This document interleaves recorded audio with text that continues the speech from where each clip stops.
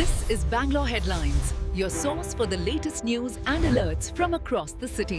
Doctor Rajkumar ಅವರ ಬಾಲ್ಯದಿಂದ ನಾನು ಅಭಿಮಾನಿ. ನಾನು ಅವ್ರು ಮೊದಲನೇ ಸಾರಿ ಭೇಟಿ ಮಾಡಿದ್ದೆ ಸಿಂಗನಲ್ಲೂರಿನಲ್ಲಿ, ನಾನು ಕೊಳ್ಳೇಗಾಲದಲ್ಲಿ ವಿದ್ಯಾಭ್ಯಾಸ ಮಾಡುವಾಗ. ಅಲ್ಲಿ ಭೇಟಿ ಮಾಡಿದ್ದು ಕೊನೆಯ ಉಸಿರು ಇಲ್ಲಿ ಎಳೆದಾಗ ನಾನು ಜಗ್ಗೇಶ್ ಇಬ್ಬರೇ ಇದ್ದಿದ್ದು. ಶಿವರಾಜ್ ಕುಮಾರು ಎಲ್ಲ ತಡವಾಗಿ ಬಂದರು. ಅವತ್ತು ಪುನೀತ್ ರಾಜ್ಕುಮಾರ್ ಆಗಲಿ ಕೊನೆಗೆ ಸಮಾಧಿ ನಮ್ಮ ಕ್ಷೇತ್ರದಲ್ಲೇ ಆಯಿತು. ಮತ್ತು ಅವರ ಹೆಸರಲ್ಲಿ ಒಂದು ಸುಂದರವಾದ ಆಡಿಟೋರಿಯಂ ಕಟ್ಟಿದ್ದೀವಿ ರಾಜೇಂದ್ರನಗರದಲ್ಲಿ. ಇನ್ನೊಂದು ಯೂತ್ ಸೆಂಟರ್ ಕಟ್ಟಿದ್ದೇವೆ ಗೆಳೆಯರ ಬಳಗದಲ್ಲಿ ಮಹಾಲಕ್ಷ್ಮೀನಲ್ಲಿ. ರಾಜ್ಕುಮಾರ್ ಸ್ಕೇಟಿಂಗ್ ರಿಂಗ್ ಅಂತ ಮಾಡಿದ್ದೀವಿ. ರಾಜ್ಕುಮಾರ್ ರಸ್ತೆ ಅಂತ ಮಾಡಿದವರು. ಒಟ್ಟು ಕೊನೆಗೆ ನಮ್ಮ ಕ್ಷೇತ್ರದಲ್ಲೇ ಅವರು ಐಕ್ಯ ಆದರು. ಈ ಪುಣ್ಯಭೂಮಿನಲ್ಲಿ ಬೇಕಾಗಿರ್ತಕ್ಕಂಥದ್ದು ರಾಜ್ಕುಮಾರ್ ಅವರ ಒಂದು ಮ್ಯೂಸಿಯಂ. ಚಲನಚಿತ್ರರಂಗ ನಡೆದು ಬಂದಂಥ ದಾರಿ, ರಾಜ್ಕುಮಾರ್ ಅವರು ನಡೆದ ದಾರಿ ಬರೋದ್ರಿಂದ ಭಾಳಷ್ಟು ಎಜುಕೇಟ್ ಆಗುತ್ತೆ.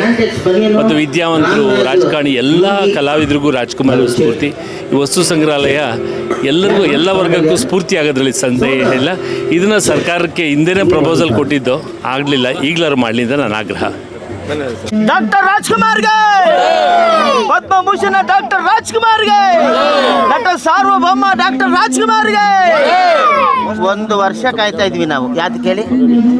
ಅಣ್ಣವ್ರ ಸಿನಿಮಾಗೆ 6 ತಿಂಗಳು, 1 ವರ್ಷ ಅವರ ಹಾಡುಗಳಿಗೆ. 37ನೇ ವರ್ಷದ ಜನ್ಮದಿನ ಇವತ್ತು. ಏನು ಕೇಳಬೇಕು? ನೀವು ಇಲ್ಲಿಗೆ ಸಂಗೀತ ನಿರ್ದೇಶಕರಾಗಿ ಬಂದಿಲ್ಲ, ಅಣ್ಣವ್ರ ಅಭಿಮಾನಿಯಾಗಿ ಬಂದಿದ್ದೀರಾ ಸರ್? ಅಣ್ಣವ್ರ ಅಭಿಮಾನಿ.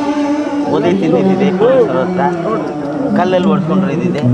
ಅಲ್ಲಿ ಏನು ಕ್ಯೂವಲ್ಲಿ ನಿಂತು ಅಲ್ಲಿ ಥಿಯೇಟ್ರ್ನವರು ವಾಚ್ಮ್ಯಾನ್ಗಳು ಕಾಲಿಗೆ ಹೊಡೆದಿರೋದಿದೆ. ಇದೆಲ್ಲ ಇದೆ. ದುಡ್ಡು ಕೊಡದೆ ಥಿಯೇಟ್ರಿಗೆ ಓಡೋಗಿ ಹೆಂಗೋ ಸಂತಿಲ್ ನುಗ್ಗಿ ಸಿನಿಮಾ ನೋಡಿದ್ದು ಇದೆ ಟೆಂಟ್ಗಳಲ್ಲಿ. 20 ವರ್ಷ ಕಳೆದಿದೆ ಸರ್ ಅಣ್ಣವ್ರಿಲ್ಲ ಅನ್ನೋದು. ಆದರೂ ಕೂಡ ಅವರ ಅಭಿಮಾನದ ಬಗ್ಗೆ ನೋಡಿ, ಇಲ್ಲೇ ಕಾರ್ಯಕ್ರಮ ವಾರ್ತಾ ಇಲಾಖೆಯಿಂದ ಇಲ್ಲಿ ಕಾರ್ಯಕ್ರಮ ಹಮ್ಮಿಕೊಂಡಿರೋದು ನಮಗೊಂದು ಭಾಳ ಸಂತೋಷ. ಯಾಕೆಂದರೆ ಅಭಿಮಾನಿಗಳು ಡಾಕ್ಟರ್ ರಾಜ್ಕುಮಾರ್ ಅವರ ಅಭಿಮಾನಿಗಳು ಎಲ್ಲಿರ್ತಾರೋ ಅಲ್ಲೇ ಕಾರ್ಯಕ್ರಮ ಮಾಡೋದು. ಅಲ್ಲಿ ವಾರ್ತಾ ಇಲಾಖೆಯಿಂದ ಮಾಡಿದ್ದಾರೆ. ತುಂಬ ಅಭಿಮಾನಿಗಳು ಬರ್ತಿದ್ವಿ. ಇದು ಒಂಥರ ಸಂತೆ ಅಂತ ಹೇಳಂಗಿಲ್ಲ, ಯಾಕಂದ್ರೆ ದೇವಸ್ಥಾನ ಆಗೋಗಿದೆ. ರಾಜ್ಕುಮಾರ್ ಅವ್ರದ್ದು, ಪುನೀತ್ ರಾಜ್ಕುಮಾರ್ ಅವ್ರದ್ದು ಅಭಿಮಾನಿಗಳು ಬರ್ತಾನೆ ಇರ್ತಾರೆ. ಇಲ್ಲಿ ನಿಲ್ಲಲ್ಲ. ಇದು ನಮ್ಮ ಭೂಮಿ ಮುಳುಗೋದ್ರೂ ಅಲ್ಲಿ ತನಕ ಇದ್ದೇ ಇರುತ್ತೆ. ಅದರಿಂದ ರಾಜ್ಕುಮಾರ್ ಅಂಥವರು ಬೈರು ನಟರು, ಬರೀ ನಟರು ಮಾತ್ರ ಅಲ್ಲ, ಎಂತೆಂಥ ಒಂದು ಕನ್ನಡದ ಪರವಾಗಿರ್ಬೋದು, ಭಾಷೆ, ನೆಲ, ಜಲ, ಕಾಡು, ಪ್ರಾಣಿ ಎಲ್ಲದ್ರ ಬಗ್ಗೆ ಅರಿವು ಮೂಡಿಸಿರುತ್ತಾರೆ. ದೇವ್ರ ಬಗ್ಗೆನೂ ಕೂಡ. ಈಗ ಶ್ರೀಕಂಠ ವಿಷಕಂಠ ಸಾಂಗ್ ಕೇಳಿಲ್ಲ ಅಂದರೆ ನಮಗೆ ದೇವ್ರದ ಮಹಿಮೆನೇ ನಮ್ಗೆ ಗೊತ್ತಾಗ್ತಿರಲಿಲ್ಲ. ಅಂಥ ದೇವ್ರುಗಳ್ನೂ ಮಹಿಮೆ ಪಡಿಸಿದಂಥ ಡಾಕ್ಟರ್ ರಾಜ್ಕುಮಾರ್ ಅವರ ಇವತ್ತು ಹುಟ್ಟುಹಬ್ಬಕ್ಕೆ ಶುಭಾಶಯ. ಸರ್, ಸಂಗೀತದ ಬಗ್ಗೆ ಅಣ್ಣವ್ರ ಸಂಗೀತ ಜ್ಞಾನದ ಬಗ್ಗೆ ಹೇಳ್ತಿದ್ರಿ. ಡಾಕ್ಟರ್ ರಾಜ್ಕುಮಾರ್ ಮುಂಚೆಯಿಂದ ಒಂದು ಏನಾರು ಒಂದು ಮೈನಸ್ ಹಬ್ಬಿಸ್ಬಿಡ್ತಾರೆ ಅಲ್ವಾ? ಈಗ ಸಾಧು ಕೋಕಿಲ ಅಂದ ತಕ್ಷಣ ಅಬ್ಬರದ ಸಂಗೀತ, ಡವ ಡವ ಅಂತ ಹಾಡು ಮಾಡಿದ್ರು ಅಬ್ಬರದ ಸಂಗೀತ ಕೇಳೋಕ್ಕೆ ಆಗಲ್ಲ, ಸಾಹಿತ್ಯ ಕೇಳಲ್ಲ. ಇದೆಲ್ಲ ಇದ್ದಿದ್ದೆ. ಅನ್ನೋರಿಗೆ ಸಂಗೀತ ಗೊತ್ತಿಲ್ಲ ಅಂತಲೂ ಇದು ಸುದ್ದಿ ಇತ್ತು. ನಿಮಗೂ ಗೊತ್ತಿಲ್ಲ, ನಿಮ್ಗೆ ಇವಾಗಲೂ ಅದೇ ಗೊತ್ತಿದೆ. ಅವ್ರಿಗೆ ಗೊತ್ತಿಲ್ಲದೆ ಇರೋದ ಸಂಗೀತ ಇಲ್ಲವೇ ಇಲ್ಲ. ಹಿಂದೂಸ್ತಾನಿ ಗೊತ್ತು, ಕರ್ನಾಟಕ ಕ್ಲಾಸಿಕಲ್ ಗೊತ್ತು, ಗಜಲ್ಸ್ ಗೊತ್ತು, ಮತ್ತು ಏನೇನು ನಾವು ಏನೇನು ಹೇಳ್ತೀವಿ ಎಲ್ಲ ಸಂಗೀತವೂ ಗೊತ್ತು. ನೀವು ನಂಬಲ್ಲ, ಷಣ್ಮುಗಾನಂದ ಹಾಲಲ್ಲಿ 3000 ಜನ ಸೇರಿದ್ದಾರೆ. ಯಾವುದೋ ಒಂದು ಹಾಡು ನಾನು ಹಿಂದೆ ನುಡಿಸ್ತಾ ಇದ್ದೀನಿ, ಎಲ್ಲ ಆರ್ಕೆಸ್ಟ್ರಾ ನುಡಿಸ್ತೇವ್ರೆ. ಮಧ್ಯದಲ್ಲಿ ಯಾರೋ ಒಬ್ಬ ಒಂದು ಯಾವುದೋ ನೋಟ್ನ ತಪ್ಪು ನುಡಿಸ್ದ. ರಾಜ್ಕುಮಾರ್ ಅವ್ರು ಹಿಂಗೆ ತಿಕ್ ನೋಡ್ತಾರೆ, ಇದು ತಪ್ಪು ಅಂತ. ಅಲ್ಲಿಗೆ ಲೆಕ್ಕ ಹಾಕೊಳ್ಳಿ ಅವ್ರಿಗೆ ಸಂಗೀತದ ಜ್ಞಾನ ಯಾವ ಲೆವೆಲ್ಗಿತ್ತು. ಅದಕ್ಕೆ ಕವಿರತ್ನ ಕಾಳಿದಾಸ ಹಾಡು ರಾಗ ಮಾಲಿಕ 9 ರಾಗವನ್ನು ಒಂದೇ ಸ್ಟಚ್, ಒಂದೇ ಟೇಕಲ್ಲಿ ಆಡಿದಂಥ ಡಾಕ್ಟರ್ ರಾಜ್ಕುಮಾರ್ಗೆ ಜೈ. 97ನೇ ದಿನಾಚರಣೆ, ಜನ್ಮ ದಿನಾಚರಣೆ ಅಪ್ಪಾಜಿ ಅವ್ರದ್ದು. ಪ್ರತಿ ವರ್ಷ ಬರ್ತಿರಂಗೆ ಜನ ಅದೇ ಥರ ತುಂಬ ಬಂದಿದ್ದಾರೆ. ತುಂಬ ಜನ ಪೂರ ಇಲ್ಲಿ ಕಾರ್ಯಕ್ರಮ ಅಟೆಂಡ್ ಮಾಡ್ಕೊಂಡು ಹೋಗ್ತಾ ಇದ್ದಾರೆ. ಇವ್ರಿಗೆ ಅಭಿಮಾನಿ ದೇವರುಗಳಂತ ಹೇಳಿದ್ರೆ ಇನ್ನೇನು ಹೇಳಬೇಕು ಹೇಳಿ. 100 ವರ್ಷದಲ್ಲಿ 100 ವರ್ಷ ಆಗುತ್ತೆ. ಅಷ್ಟರಲ್ಲಿ ಈ ಜಾಗನ ಅಭಿವೃದ್ಧಿ ಆಗುತ್ತೆ ಅಂತ ಸರ್ಕಾರಕ್ಕೆ ಕೇಳ್ಕೊಂಡಿದ್ದೀವಿ. ನಮ್ಮ ಮನೆಯವರೆಲ್ಲ ಅಭಿಮಾನಿಗಳು ಬರುವಾಗ ಕೇಳ್ಕೊಂಡಿದ್ದೀವಿ. ಅಷ್ಟರಲ್ಲಿ ಜಾಗಕ್ಕೆ ಇನ್ನೂ ಚೆನ್ನಾಗಿ ರೂಪ ಕೊಡುತ್ತೆ ಅಂತ ಅನಿಸುತ್ತೆ. ಅಪ್ಪಾಜಿಯರು ಎಲ್ಲೇ ಇದ್ದರು ಕನ್ನಡ ಅಭಿಮಾನಿ ದೇವರುಗಳು ಎಲ್ಲರಿಗೂ ಒಳ್ಳೇದಾಗಲಿ, ಒಳ್ಳೇದು ಮಾಡಲಿ. ಇಲ್ಲ ಅಷ್ಟೇ, ಇನ್ನು ಬ್ಲಡ್ ಕ್ಯಾಂಪ್ಗಳು ಇರ್ತವೆ, ಅದೆಲ್ಲ ಹೋಗ್ತೀವಿ. ಇದೇ ಥರ ಸ್ಟ್ಯಾಚ್ಯೂ ಪೂಜೆಗೆ ಬಂದು ಹೋಗ್ತಾರಮ್ಮ. ಇಡೀ ದಿನ ಇದೆ. ಶಿವಣ್ಣವ್ರು ಬರ್ತಾರೆ, ನನ್ನ ತಂಗಿ ಪೂರ್ಣಿಮಾ ಬರ್ತಾರೆ, ನಮ್ಮ ಅಕ್ಕ ಲಕ್ಷ್ಮಿ ಬರ್ತಾರೆ. ಬಂದು ಎಲ್ಲರೂ ಬಂದು ಹೋಗ್ತಾರೆ. 100ನೇ ವರ್ಷದ ಬರ್ತಡೇ ಬಗ್ಗೆ ಈಗಲೇ ಮಾತಾಡ್ತಿದ್ದಾರೆ. ಅದನ್ನು ಅದ್ದೂರಿಯಾಗಿ ಮಾಡಬೇಕು ಅಂತ ಹೇಳಿ ಏನು ಹೇಳ್ತೀರಿ? ಚೆನ್ನಾಗಾಗುತ್ತೆ ಪೂಜೆ, ಅವ್ರು ಮಾಡಿಸ್ಕೋತಾರೆ, ಅಭಿಮಾನಿ ದೇವರುಗಳೆಲ್ಲ ಮಾಡ್ತಾರೆ, ಚೆನ್ನಾಗಾಗುತ್ತೆ.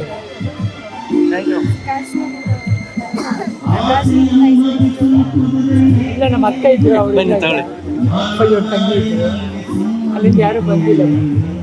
ಪೂಜೆಗೆ 12ನೇ ತಾರೀಕು ಪೂಜೆ ಇತ್ತು, ಪೂಜೆ ಬಂದು ಹೋಗಿದ್ದಾರೆ. 24ಕ್ಕೆ ಯಾರು ಬಂದಿಲ್ಲ.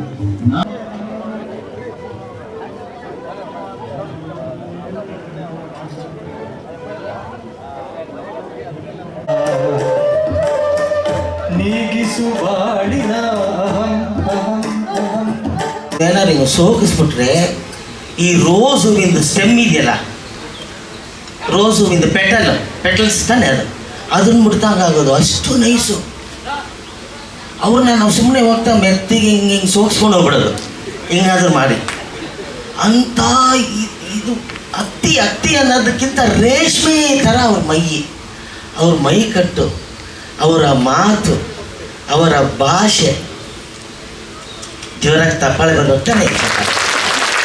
ನಮಗೇ ಹಿಂಗೆ ಅನಿಸಿರ್ಬೇಕಾದ್ರೆ ಯಾಕೆ ಹೀರೋಯಿನ್ಗಳು ರಾಜ್ಕುಮಾರ್ ಅವ್ರ ಜೊತೆ ಆ್ಯಕ್ಟ್ ಮಾಡಲೇಬೇಕು ಅಂತ ಮುಗಿ ಬೀಳೋರು ಅಂತ ಈಗಲೇ ನಮ್ಗೆ ಗೊತ್ತಾಗಿದೆ. ಒಬ್ಬರ ಮೇಲೊಬ್ರು ರಾಜ್ಕುಮಾರ್ ಸರ್ ಜೊತೆ ಒಂದು ಸಿನಿಮಾಲಾದ್ರೂ ನಾನು ಹೀರೋಯಿನ್ ಆ್ಯಕ್ಟ್ ಮಾಡಿಬಿಡ್ಬೇಕು. ಅದಕ್ಕೆ ಕಾರಣ ಅವ್ರ ಜೊತೆ ಯಾರು ಆ್ಯಕ್ಟ್ ಮಾಡಿದ್ರು ಕೂಡ, ಯಾವ ಸಿನಿಮಾಲಿ ಆ್ಯಕ್ಟ್ ಮಾಡಿದ್ರು ಕೂಡ ಹೈಲೈಟೇ. ಯಾಕೆಂದರೆ ಅವರು ಆಯ್ಕೆ ಮಾಡಿದಂಥ ಕಥೆಗಳಾಗ್ತವೆ. ಪ್ರಾಣಿಗಳ ಬಗ್ಗೆ ತಗೊಳ್ಳಿ, ಪ್ರಕೃತಿ ಬಗ್ಗೆ ತಗೊಳ್ಳಿ, ಗಂಧದ ಗುಡಿ, ಇನ್ನೊಂದು ಸಿನಿಮಾ ಬರೋಕ್ಕೆ ಸಾಧ್ಯನಾ? ಕಾಡನ್ನು ಉಳಿಸೋದಕ್ಕೆ ಬಂಗಾರದ ಮನುಷ್ಯ. ಬೆಂಗಳೂರಲ್ಲಿದ್ದವರೆಲ್ಲ ವಾಪಸ್ಸು ಇದಕ್ಕೆ ಹೋಗ್ಬಿಟ್ರು, ಎಲ್ಲಿಗೆ? ರೈತರಾಗಿ ವಾಪಸ್ ಹೋಗ್ಬಿಟ್ರು. ಬಂಗಾರದ ಮನುಷ್ಯ ಒಂದು ಸಿನಿಮಾ. ಕನ್ನಡದ ಬಗ್ಗೆ ಎಲ್ಲಾದರೂ ಹೀರೋ, ಎಂತಾದರೂ ಹೀರೋ, ಎಂದೆಂದಿಗೂ ನೀ ಕನ್ನಡವಾಗಿರು ಹಾಡಿ. ಕನ್ನಡವೇ ಸತ್ಯ, ಕನ್ನಡವೇ ನಿತ್ಯ. ಭಾಷೆ, ನಮ್ಮ ಭಾಷೆ ಬಗ್ಗೆ ಒಂದು ತೊಂದರೆ ಏನಾದರೂ, ಕಾವೇರಿ ನೀರು ಬಗ್ಗೆ ಆಗ್ಬೋದು, ಭಾಷೆ ಬಗ್ಗೆ ಆಗ್ಬೋದು, ತೊಂದರೆ ಇದೆ ಅಂತ ಒಂದೇ ಒಂದು ಹೆಜ್ಜೆ ಅಣ್ಣವರು ಮನೆಯಿಂದ ಹೊರಗಡೆ ಇಟ್ಟರೆ ಸಾಕು, ಇಡೀ ಕರ್ನಾಟಕ ವೃತ್ತಿಯಿಂದ ಇರೋದು. ಇಡೀ ಕರ್ನಾಟಕ, ಲಕ್ಷಾಂತರ ಜನ ಅಲ್ಲ, ಇಡೀ ಕರ್ನಾಟಕ ರಾಜ್ಕುಮಾರ್ ಸರ್ ಜೊತೆಗಿರೋದು. ಯಾವುದೇ ವಿಷಯದಲ್ಲಿ ತಗೊಳ್ಳಿ, ಆದರೂ ಅಂಥ ಮಹಾನ್ ವ್ಯಕ್ತಿ ಅವರು ಕೂತಿದಾಗ ಒಂದು ಸಣ್ಣ ಅಭಿಮಾನಿ, ಸಣ್ಣ ಚಿಕ್ಕ ಮಗುವ್ರನ್ನ ಹುಡ್ಕೊಂಡು ಬಂದ್ಬಿಟ್ರು ಕೂಡ ಕೂತಿರೋರು ಎದ್ದು ನಮಸ್ಕಾರ ಮಾಡಿ ನಿಂತ್ಕೊಂಡ್ಬಿಡೋರು. ಈಗ ಹೊಡೀರಿ ಚಪ್ಪಾಳೆ ಅಂತ ಒಂದು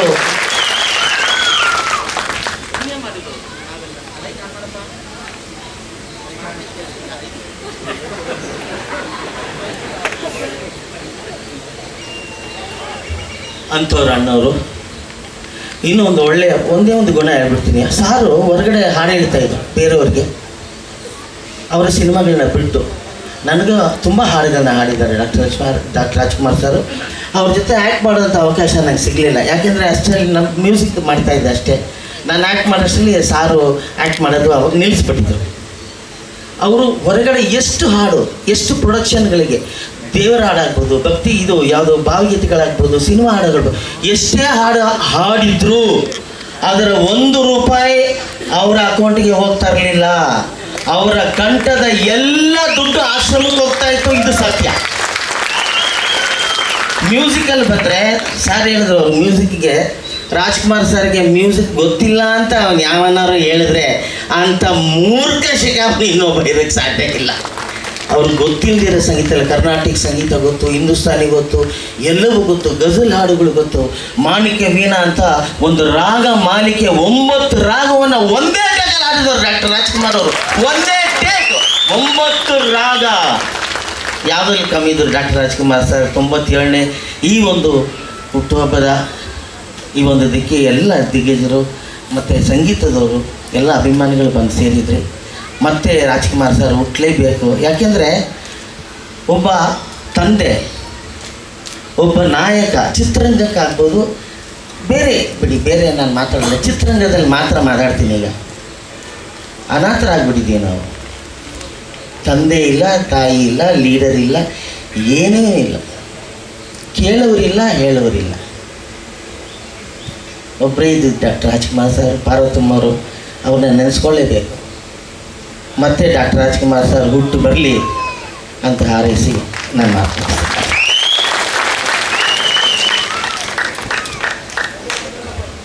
ಈ ವಂದನಾರ್ಪಣೆ ಕಾರ್ಯಕ್ರಮದ ನಿಜವಾದ ಅಭಿಮಾನಿಗಳು ಬಂದಿದ್ದಾರೆ ಅಂತ ಅರ್ಥ ಆಗುತ್ತೆ. ಇದೇ ಬೇಕಾಗಿರೋದು, ಇನ್ಯಾರು ಬರೋದು ಬೇಕಾಗಿಲ್ಲ. ಡಾಕ್ಟರ್ ರಾಜ್ಕುಮಾರ್ ಸರ್ ಹೇಳಿರೋ ಪ್ರಕಾರ ಅಭಿಮಾನಿ ದೇವರುಗಳು ಬಂದರೆ ಇನ್ಯಾರು ಬರೋದು ಬೇಡ. ಪದ್ಮಭೂಷಣ ಡಾಕ್ಟರ್ ರಾಜ್ಕುಮಾರ್ಗೆ ಇಷ್ಟೇ ಬೇಕಾಗಿರೋದು.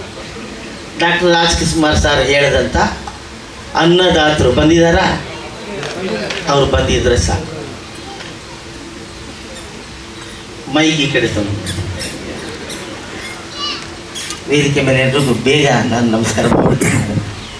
ಕನ್ನಡಜಿ ಮೇಡಮ್ಗೆ, ಗೋಪಾಲಯ್ಯ ಸರ್ಗೆ, ಎಲ್ಲ ನನಗೆ, ನಬಿ ಭಾಷರ್ಗೆ, ನಮ್ಮ ಸರ್ ನಮಸ್ಕಾರ ಸರ್, ರಾಘಣ್ಣನಿಗೆ, ಮೇಡಮ್ಗೆ, ನಿಮ್ಮಲ್ಕರ್ ಸಾಹೇಬ್ರಿಗೆ, ಸರ್ ನಿಮ್ಮಲ್ಕರ್ ಸರ್ ನಮಸ್ಕಾರ, ಎಲ್ರಿಗೂ ವಂದಿಸ್ತಾ ರಾಜ್ಕುಮಾರ್ ಸರ್ ಅವ್ರ ಬಗ್ಗೆ ತಮಾಷೆಗೆ ಎರಡು ಮಾತಾಡೋಣ. ನೋಡಿ ನಗ್ತಾವ್ರೆ.